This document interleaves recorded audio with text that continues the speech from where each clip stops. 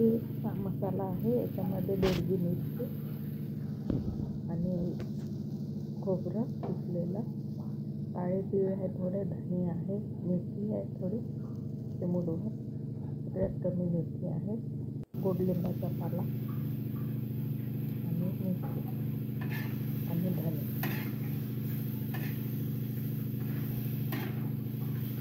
आणि तेजपत्ता एक, एवढाच मसाला आहे. नंतर मी जिरा पावडर, हळद पावडर टाकलं, हे पाण्याने वाटण वाटलं. आता मी हे शॅलो फ्राय केले तव्यामध्ये आणि आता तेल टाकून पनीर टाकतं, त्याच्यानंतर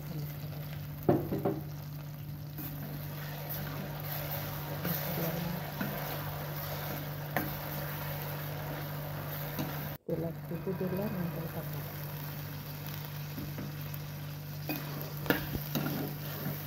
टमाटरला तेलात शिजू दिलं, वाफ काढली, मीठ टाकलं.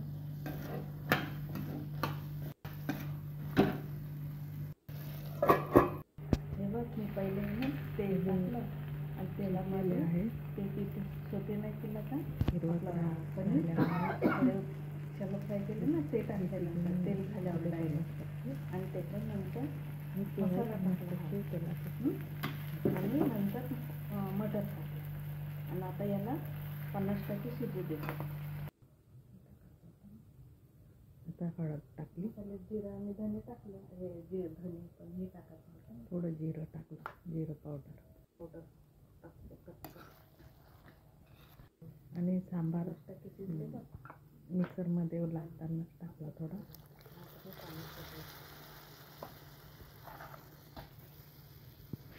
पाणी टाकलं.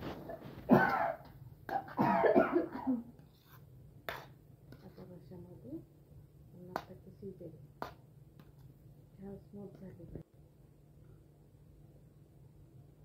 याच्यामध्ये मी कांदा लसूण नाही वापरला आणि तिखट पावडर नाही वापरलं. ही मिरची जी आहे हे भाजली, फ्राय केली आणि पेस्ट बनवलं, टेस्ट टाकलेलं आहे.